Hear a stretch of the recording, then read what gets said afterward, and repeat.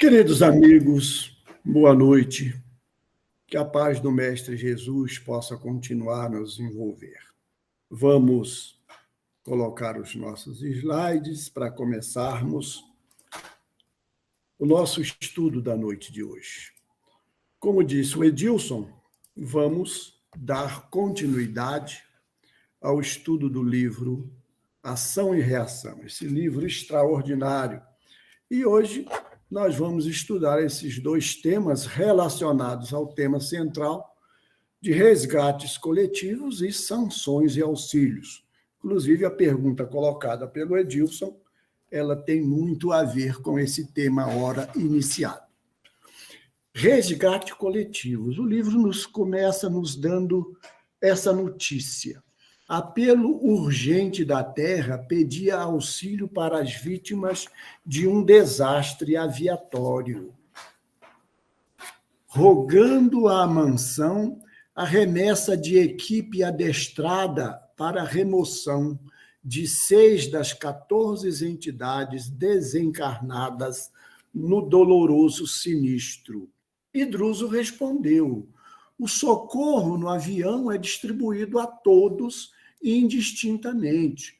Contudo, não podemos esquecer que, se o desastre é o mesmo para todos os que tombaram, a morte é diferente para cada um. Este ponto, queridos amigos, nos parece o ponto principal, o ponto central desse estudo de André Luiz neste capítulo. É mostrar que, mesmo nos resgates coletivos, cada um vai ter um desencarne segundo a sua vida, segundo a sua maneira de viver, a maneira com que levou a vida. E é o que Druso continua nos falando. No momento, serão retirados da carne tão somente aqueles cuja vida interior lhes outorga a imediata liberação. Depende por quanto tempo permanecerão ligados aos corpos ainda. E perguntou ainda Hilário. Depende do grau de animalização dos fluidos que lhes retém o espírito à atividade corpórea. Alguns serão detidos por algumas horas, outros talvez por longos dias. E Druso fecha esse ensino dizendo: o gênero de vida que alimentamos no estágio físico dita as verdadeiras condições da nossa morte.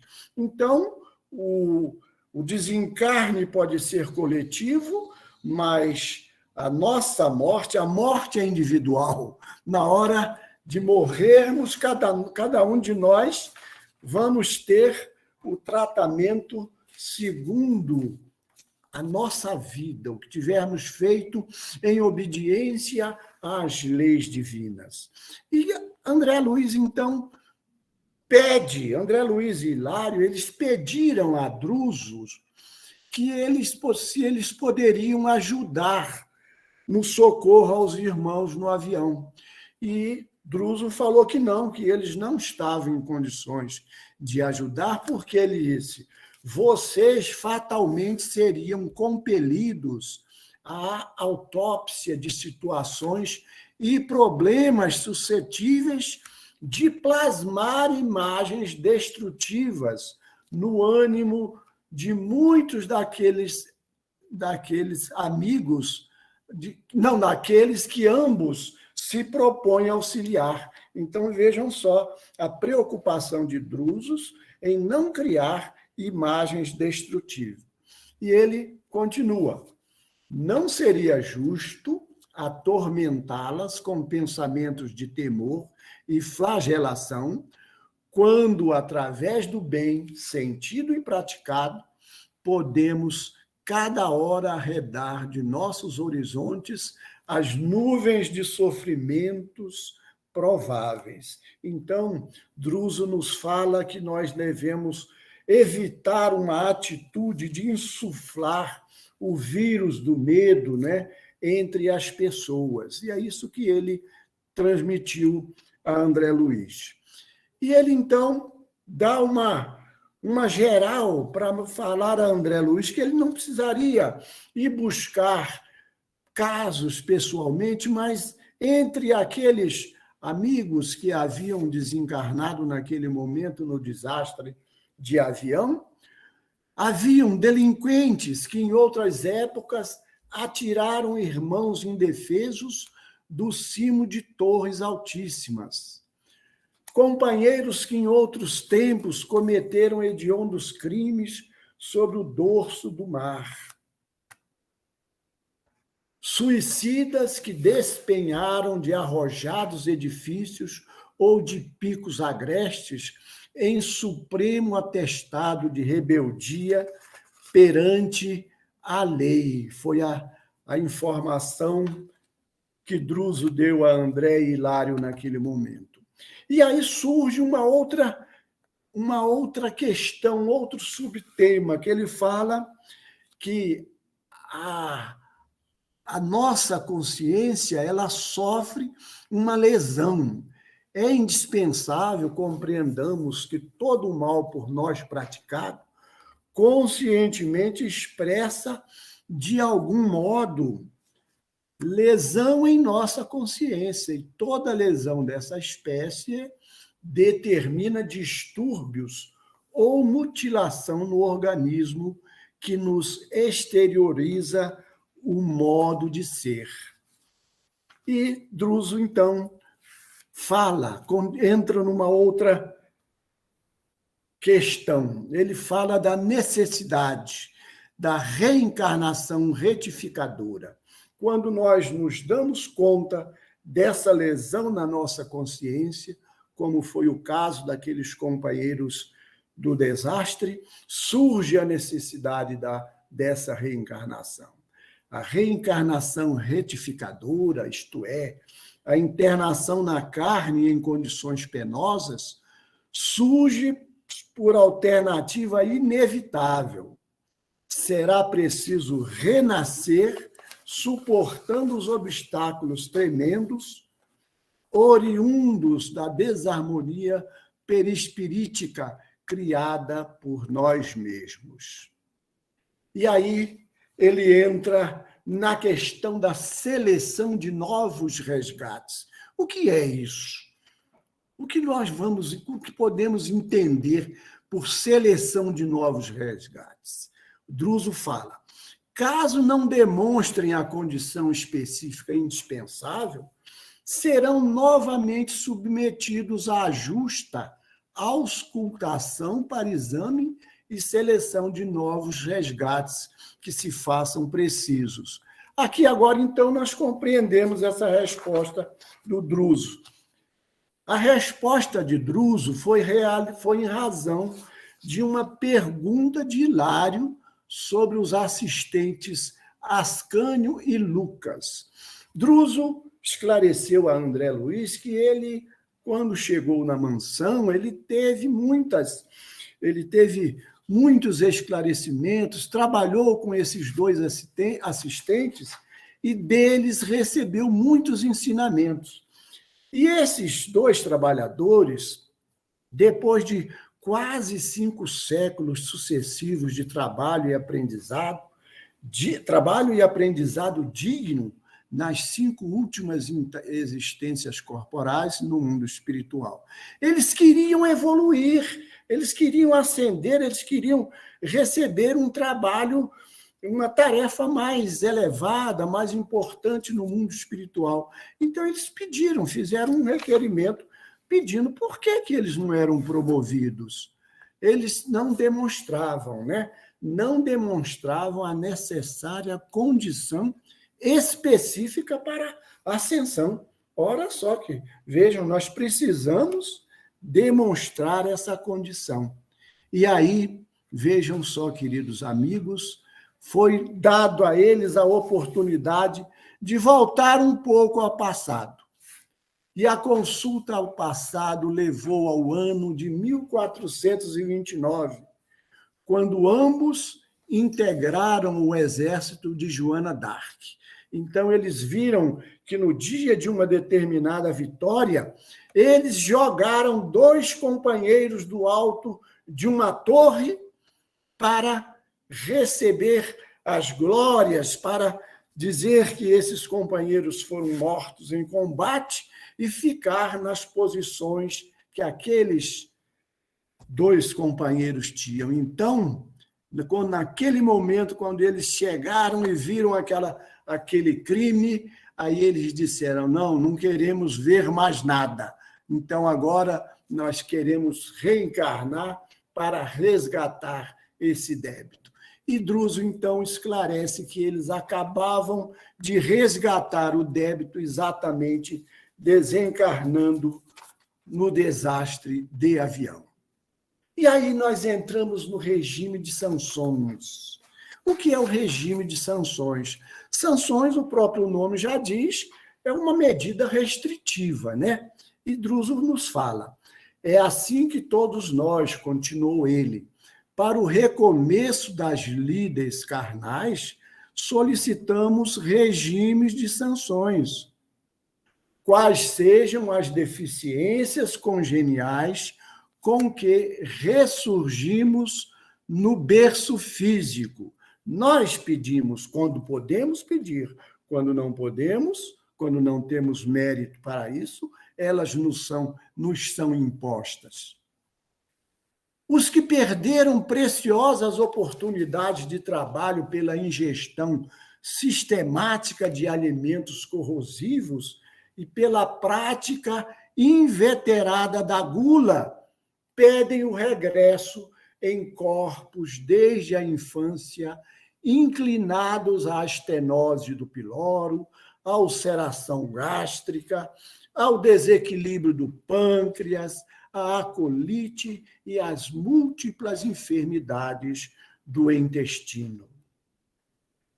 Além das deficiências congeniais, existem as medidas de natureza moral, vejam só, de natureza moral, pelas quais enfrentamos compreensivelmente na família consanguínea ou na intimidade da luta, a reaproximação com os espíritos de que sejamos devedores de paciência e ternura, tolerância e sacrifício na solução de certas dívidas que nos obscurecem a senda. Aí podemos compreender, queridos amigos, irmãos, aqueles lares nos quais se enfrentam muitas questões que envolvem essa renúncia, paciência, tolerância de parte a parte, né? Porque são essas questões que são colocadas diante de nós todos. Os que se utilizaram do esporte e da dança para espalhar desespero e infortúnio, pedem corpos ameaçados de paralisia e reumatismo.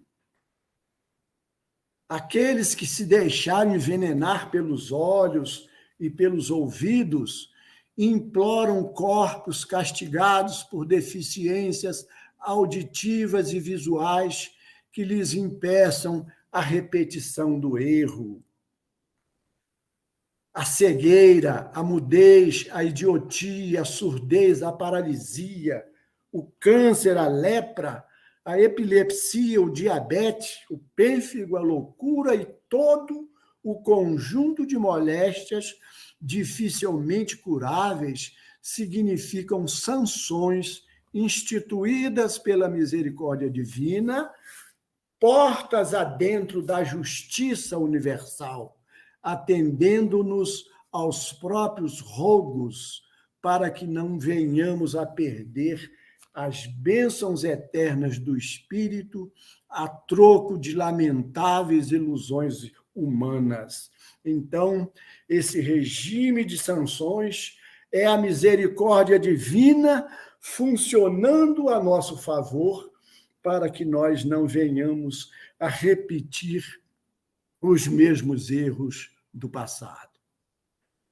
Pessoas que transformaram o santuário do sexo numa forja de perturbações para os outros, imploram equipamentos físicos atormentados por lesões importantes no campo genésico. Grandes faladores que escarneceram da divina missão do Verbo suplicam doenças das cordas vocais para não tumultuar novos espíritos por meio da palavra brilhante. Esse regime de sanções, queridos amigos, explica tanta coisa que nós vemos à nossa volta, que nós vemos do nosso lado, não é? Homens e mulheres que abusaram dos dotes físicos solicitam corpos vulneráveis às dermatoses aflitivas, quais o eczema e a tumoração cutânea ou alterações de tireoide.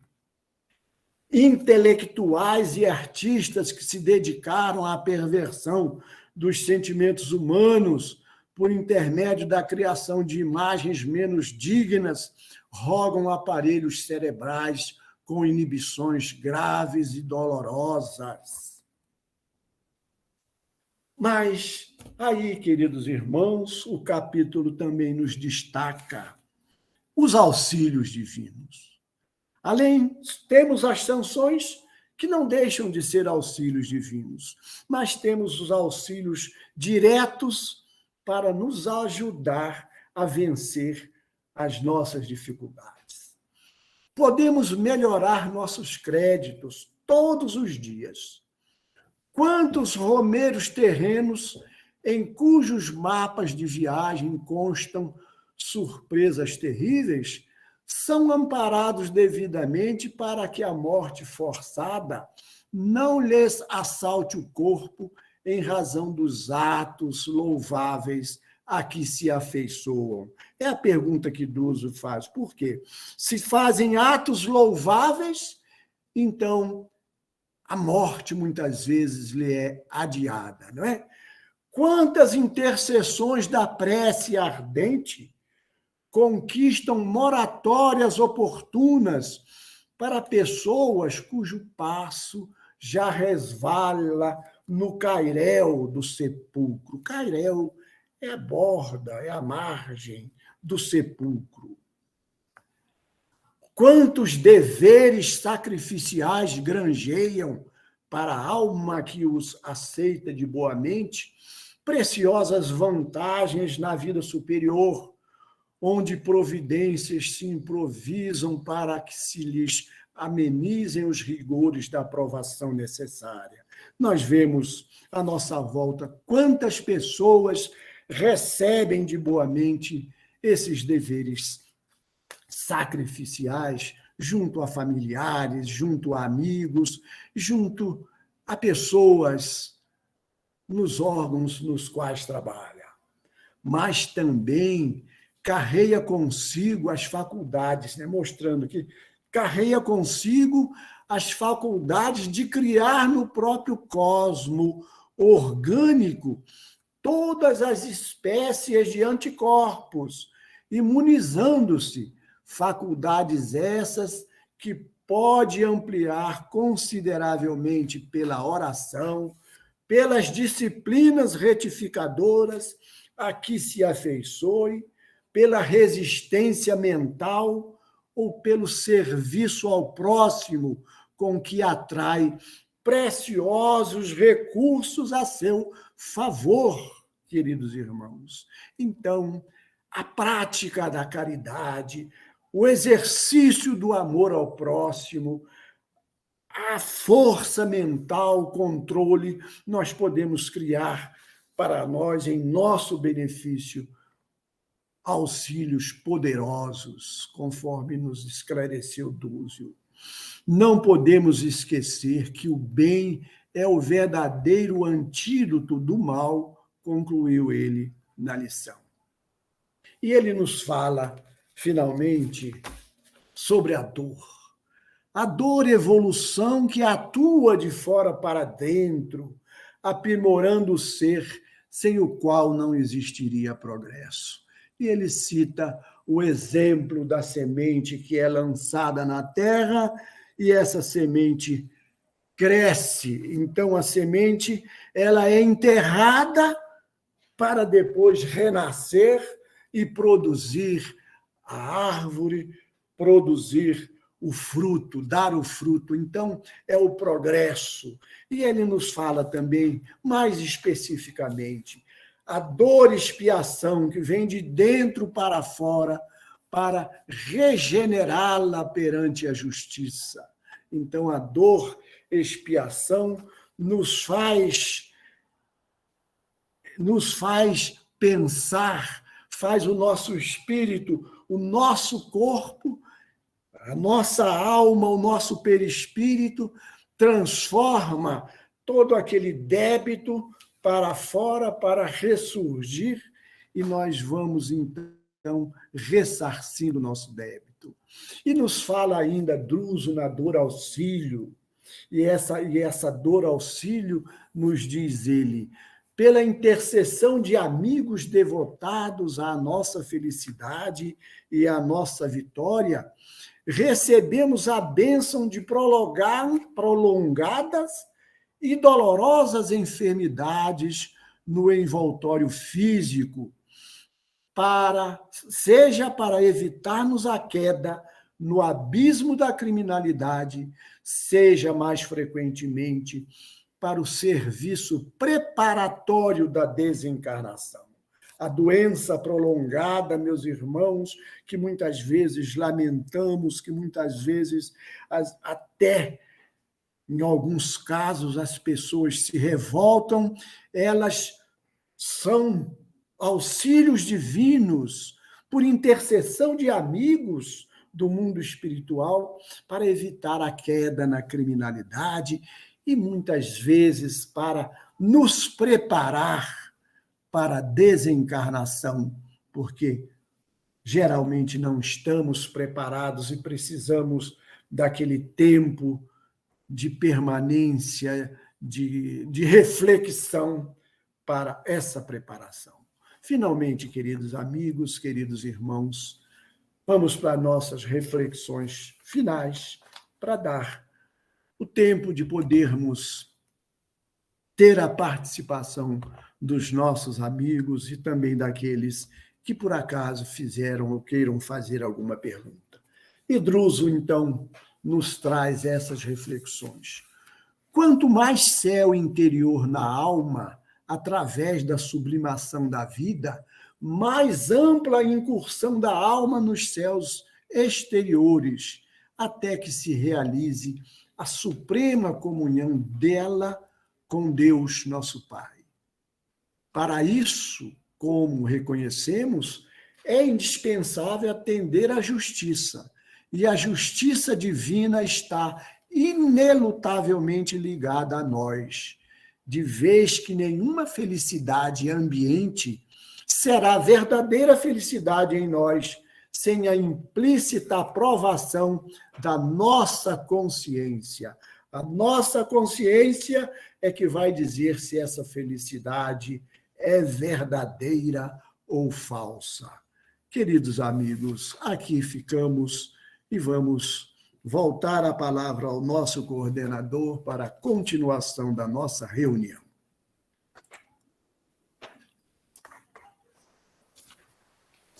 Muito bem, Joãozinho, muito bem. Olha, nós temos comentários, nós temos pergunta, mas nós estamos aguardando a participação de todos, porque os irmãos que estão fazendo parte aqui deste grupo, eles estão ansiosos por trazer também as suas ideias, por refletir aqui com todos nós esses pensamentos que foram trazidos aí. Mas, inicialmente, eu fiz o lançamento de uma pergunta para motivar as pessoas, e motivou realmente. E eles estão assim, no fio da navalha, conhecendo tudo, João Ramos. A pergunta a respeito, mesmo evento, mesma morte, nós tivemos as respostas aí, olha, da Neuza, da Ana Maria Coelho, da Ednúcia, da Sandra, da Maria Auxiliadora, dizendo que não. E foi justamente o que você mostrou aí Lá no primeiro caso, né, em que vimos a análise feita ali por André Luiz, nos comentários, no acompanhamento da assistência que Druso realizava àquele acidente aeronáutico. Muito bem. E o Epaminondas, o nosso amigo Epaminondas, o nosso EPA. O EPA também colocou aí o seu pensamento. Epaminondas disse taxativamente: olha, resgate é coletivo, mas as mortes podem ser diferentes. É isso mesmo, meus irmãos. É isso mesmo. A morte ela pode ser diferente. Em relação a essa colocação, nós tivemos uma pergunta que foi da Ieda. E a Ieda pergunta o seguinte: olha, vejam bem qual foi a pergunta da Ieda. A morte, e aí ela está falando da morte como o tipo da morte, sempre dependerá da evolução e mérito de cada um. O que é que vocês acham? O tipo da morte depende da evolução e do mérito de cada um? Será que os nossos amigos que estão aí se preocupam com isso? Porque, olha, com essa pergunta eu já comecei a pensar nos meus méritos, porque se tiver uma relação com os méritos, as nossas pernas começam a tremer. O que é que vocês acham, hein? Opa, acho que eu vou Vamos começar lá, vamos lá. vou começar dando aqui minha contribuição e depois os companheiros continuam. Eu penso que o tipo de morte tem muito a ver com a prova que a gente escolhe quando a gente vai reencarnar. Então, advém das necessidades que nós temos, das necessidades reencarnatórias. Então, nós vimos lá no capítulo que os dois companheiros que tinham algum mérito, né? Bastante mérito, aliás, 500 anos de trabalhos realizados no bem, eles tiveram uma morte violenta, porque aquilo se fez necessário para que eles pudessem resgatar algo lá no passado, bem passado, bem antigo, né? E podia ser, inclusive, necessário que novamente acontecesse, houvesse a necessidade de novamente eles passarem por uma situação mais grave também para que eles pudessem resgatar esse passado. Então, nem aquela forma violenta da morte ela foi dada como taxativa, né, para que eles pudessem ali alçar novos rumos, né, na jornada evolutiva deles. Então, eu acredito que tem muito a ver com o tipo de escolha, né, de prova que é necessária para cada espírito. É interessante, né, nessa linha, não é? Que eu estava me recordando aqui do estudo do Livro dos Espíritos da última quarta-feira, que na pergunta 1009, nós temos alguns comentários ali de Platão, nós temos de Santo Agostinho, e o último deles é de Paulo, em que ele faz um comentário com a questão dos resgates, não é a questão que muitos veem como um castigo, como um processo de reeducação. E aí eu queria perguntar à nossa amiga Graça, que está chegando aí. Graça, você entende esses processos que nós passamos e que foram narrados como uma reeducação para o espírito? Você acha que é isso, Graça? Eu acho que é uma libertação. Nenhum de nós almeja sofrer. E todos os estudos que eu fiz a respeito desse capítulo me disseram que nós não sofremos nem uma vírgula a mais do que aquilo que é necessário para a nossa alma. Então, eu acho que, embora seja doloroso, muitas vezes a provação, ela é necessária para a nossa libertação e crescimento espiritual. Muito bem, antes de fazer uma outra pergunta, nós temos aqui um comentário, não é? Da Carmen Lúcia. A Carmen, ela fala o seguinte: glória a Deus pela grandiosa ação do seu amor, nos permitindo o resgate de nossas infrações perante a sua lei, que é a lei de amor. Olha que coisa interessante, seguindo justamente a sua linha de pensamento, não é mesmo, Graça? O que nós temos que fazer diante de tudo isso, se não nos dobrarmos, como Paulo fala lá na questão 1009 de O Livro dos Espíritos. Mas me parece que a Ciomara está com a língua coçando para falar alguma coisa. Eu vou dar a oportunidade para ela. Vamos lá, Ciomara. Eu queria lembrar aqui que o João falou na explanação dele, que a lesão, que todo mal por nós praticado conscientemente expressa lesão em nossa consciência.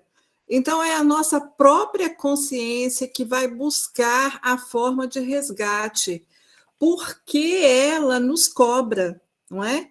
E aí, quando na semana passada nós falávamos sobre o Código Penal da vida futura, é a nossa consciência que vai buscar lá no Código Penal, eu preciso ressarcir, porque a gente tem que reparar o mal praticado. Tanto que esses dois aí citados, que eles tinham mérito, eles tinham trabalhos fenomenais, mas eles tinham na sua contabilidade falta que eles precisavam ressarcir, e, portanto, eles passaram por essa tragédia para que aprendessem, resgatassem, não é? É isso. Muito bem. O Jorge Inácio, ele comenta aqui, né, em relação a esses aspectos que estão sendo ventilados aí, das questões das dores, dos acidentes, né, dos resgates e tudo mais, que tem a relação direta com a escolha e decisões tomadas ao longo da vida por cada indivíduo. E é justamente isso, né? Nós temos o livre-arbítrio, nós escolhemos, mas nós temos que responder, não temos, ô Márcio? Pelas escolhas que fazemos? O que é que você acha, Márcio? Muito boa noite, gente. Nós temos as escolhas, sim. E a dor, como o Druso falou aí, como ingredientes da vida, né, nos ajuda nisso. Mas o mais importante é que a gente tenha os auxílios. Esses auxílios que a gente mesmo busca que é realmente o mais importante da questão. E esses auxílios a gente começa a buscar aqui, como encarnado já. Isso mesmo, Márcio, muito bem, muito bem. E o Marco Antônio Rocha, ele faz uma pergunta, tá? Então nós vamos aproveitar agora a pergunta do Marco. Prestem atenção, hein? Essa pergunta é muito interessante. Também pode ocorrer, devido à gravidade do acidente, os que estão desencarnando sejam retirados do corpo antes de toda a convulsão provocada pelo trágico desencarne? Pode ser que espíritos sejam retirados, não é? Antes, não é? De que toda a convulsão provocada pelo desencarne tenha sido concluída? Isso aí é um fato que poderia, por exemplo, estar evitando sofrimentos maiores para o espírito, uma antecipação da retirada daquele espírito, para que não permanecesse naquele quadro violento pelo qual o acidente provocou. O que é que vocês acham? Pode sim, pode sim.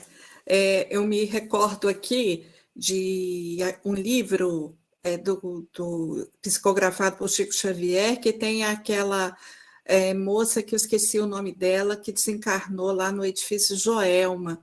quando do incêndio, e ela relata que antes mesmo que acontecesse ali o desastre, ela não sentiu nada, porque ela foi socorrida pelos espíritos, foi amparada e foi retirada dali antes de que tudo acontecesse, assim, que ela sofresse alguma dor, algum sofrimento maior. Então, pode sim. Muito bem, Ciomara. E a Sandra Frois, pois não, pode complementar, depois eu falo da Sandra, Andréia. Fique à vontade. Só complementando o que a Ciomara já disse com exemplo, né, dessa irmã que desencarnou no incêndio, no capítulo também, eles mencionam que ao longo da nossa vida, a gente também pode amenizar esse momento, né, que seria mais doloroso, que seria mais perturbador para nós, quando a gente pratica o bem, quando a gente se protege pela oração, pela religiosidade, né, que nos leva aí a manter contato, né, com as esferas mais elevadas, e a prática no bem. Ele fala, inclusive, do conhecimento, né, isso que nós estamos fazendo aqui, isso, de certa forma, nos auxilia também nesses momentos trágicos, né? Não só o conhecimento, mas principalmente a ação no bem, a oração, a fé, né, verdadeira, isso nos auxilia muito. Então, no decorrer da nossa existência, aquilo que poderia ser muito sofrimento passa de uma forma mais amena, porque ao longo da nossa existência a gente foi contribuindo para que esse momento não fosse tão doloroso. É isso mesmo, Andréia. E eu ia fazer um comentário que foi da Sandra, em relação àquela pergunta anterior que nós fizemos, né? Ela trouxe aí uma recordação que todos nós já lemos nas obras de Francisco Cândido Xavier, ditadas pelo Espírito Emmanuel, Ave Cristo, há 2000 anos, 50 anos depois, em que ela cita, por exemplo, não é, a situação dos cristãos lá dos circos romanos. André Luiz cita e descreve quantos não eram, antes mesmo do desfecho final, acolhidos pelos espíritos bondosos. Boa Nova, por exemplo, quando nós pegamos ali, que vemos a descrição de Joana de Cusa e o seu filho, os circos romanos, nós vemos ali, antes do desfecho, do desencarne, o Cristo recebendo aqueles espíritos que foram martirizados em seu nome por convicção ao cristianismo. Isso mesmo, Sandra, olha, muito boa lembrança sua, Sandra. Mas eu quero trazer para vocês uma reflexão que a Ana Maria Souza colocou, e ela disse, inclusive, pensando, e olha, isso aí é para todos nós realmente pararmos um pouco, não é, as nossas consciências e refletir. Como estou vivendo para o desencarne físico? Olha, essa aí é aquela pergunta que todo dia pela manhã nós devemos fazer à nossa consciência, né? E quando deitamos também para repousar, fazer novamente. Como foi o meu dia? E o irmão X trabalha essa ideia, não é, da preparação para a morte. O que vocês acham, hein? Vocês estão se preparando todo dia? Eu vou começar a perguntar um por um. Graça, você está se preparando todo dia, Graça? Olha, de uns tempos para cá, eu acho que eu tenho me preparado melhor, sabe? Porque de uns tempos para cá eu tenho pensado nisso. Porque enquanto a gente é muito jovem, que a gente tem que produzir, tem que resolver, a gente não está pensando na morte. Embora estejamos nos preparando com as nossas ações para o nosso final, né? Mas uma coisa que eu acho assim importante pensar é que os sofrimentos, nem todos os sofrimentos pelos quais a gente passa foram decididos no mundo espiritual. antes da gente nascer, mas são resultado de ações que, pelo nosso livre-arbítrio, nós tomamos durante essa encarnação.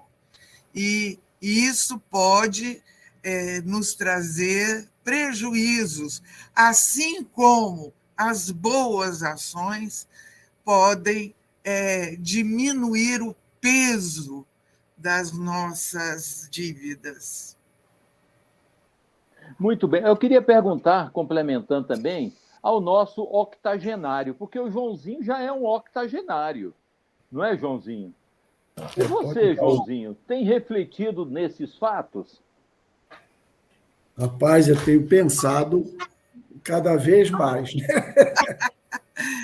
Tenho pensado muito, não foi da agora, da proximidade dos 80, não, mas já há algum tempo, até eu posso dizer há alguns anos, né?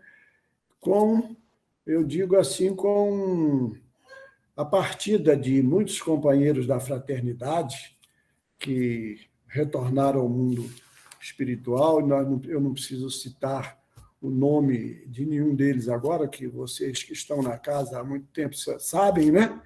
Mas desde a partida daqueles companheiros, eu fui cada vez mais também pensando, né? Porque eu digo, olha, essa aí tá chegando o momento, quem sabe estão montando lá uma equipe, né? Fazer igual uma piada que tem, eu vou fazer aqui um parênteses, né, de uma piada que tem num livro do Cornélio Pires, né? Que disse que o camarada ele queria saber como é que era lá no mundo espiritual, a questão do esporte e tal. Aí disse, olha, eu vou procurar me informar e tal, quando tiver um contato com o meu mentor, e depois lhe digo. Aí, quando foi na reunião seguinte, olha, realmente lá no mundo espiritual existe o futebol e estão precisando de um ponta esquerda, exatamente a sua posição. Você está escalado para jogar breve lá. Então o camarada ficou com a pulga atrás da orelha, que ele era o próximo a fazer parte do time, né? Então eu tenho pensado bastante e às vezes essas reflexões me deixam assim um pouco preocupados, né? Porque a gente começa a avaliar essa questão de aquela balança que o Código Penal da Vida Futura fala, então a gente fica assim preocupado. Mas, de outro lado, a gente conta com a misericórdia divina e o auxílio exatamente desses amigos da espiritualidade que já estão lá no mundo espiritual trabalhando e tendo a oportunidade de nos ajudar. Muito bem. Nós temos aqui uma última pergunta, e o João fez um comentário a respeito do Código Penal da Vida Futura. Também André fez alguns comentários a respeito da questão da justiça divina, e nós sabemos que Deus é soberanamente justo e bom. Deus não é bonzinho, ele é soberanamente justo e bom. E aí, o nosso amigo Jorge Inácio fez a seguinte colocação: tal como a lei terrena, a lei divina também não toma por inocente aquele que não a conhece. O sujeito diz que não conhece a lei divina, aí Deus fala, coitadinho dele, ele é inocente. Aonde é que está gravada a lei divina, meus irmãos? Diga, Ciomara. Olha, a lei divina foi gravada na nossa consciência justamente para a gente não alegar desconhecimento dela. E nós temos aí os lembretes. Ela está na nossa consciência e nós temos os lembretes o tempo inteiro, através dos emissários divinos, que desde que o mundo é mundo, vem trazendo seus ensinamentos, seus esclarecimentos, nos preparando para lembrar dessa lei que está na nossa mente. Então, a gente não pode alegar desconhecimento, assim como a gente não pode alegar, né, João? A gente não pode alegar desconhecimento da lei terrena, não tem como, a gente tem que saber, a gente tem que conhecê-la, e aí não podemos, da mesma forma. Muito bem, meus irmãos. E finalizando aí, nós temos a Nádia, que fez um comentário que eu acho que deve ser o objeto de todos nós. Ela diz: tenho pensado mais em conseguir praticar o evangelho. E é isso mesmo. O nosso grande ensinamento não é à toa que a nossa querida mãe Zifirina disse que o evangelho é o objetivo para todos nós, é o que nós temos que buscar. É nele que nós encontramos os elementos que abrem a nossa mente para esse crescimento e essa mudança que tanto necessitamos. Olha, gente, quantas participações, Joãozinho. Olha que coisa boa, que alegria esse estudo. Você ficou satisfeito, João? Muito. Fiquei Que satisfeitíssimo coisa boa, com a João. participação dos amigos, todos da nossa querida Graça, retornando ao seu posto. Fiquei muito satisfeito. Joãozinho, faça uma coisa agora, João. Faça um convite para a semana que vem. Olha, eu espero que todos os amigos que estiveram conosco hoje estejam também na próxima semana e convide alguns que não tenham estado hoje. Vamos estudar juntos aqui na próxima semana. E a próxima aula nós vamos ver na prática alguns casos que aceitaram, que venceram com essas sanções e auxílios que receberam, e alguns casos que, infelizmente, fracassaram na nova encarnação, porque nós veremos casos de encarnados, do capítulo 12 até o 17. Estudaremos só casos de encarnados observados por André Luiz. Muito bem, João, muito bem. Então vamos agora fazer a nossa prece de encerramento. Hoje, a nossa irmã Graça fará a prece para a gente, agradecendo e esperando encontrar todos vocês na próxima semana.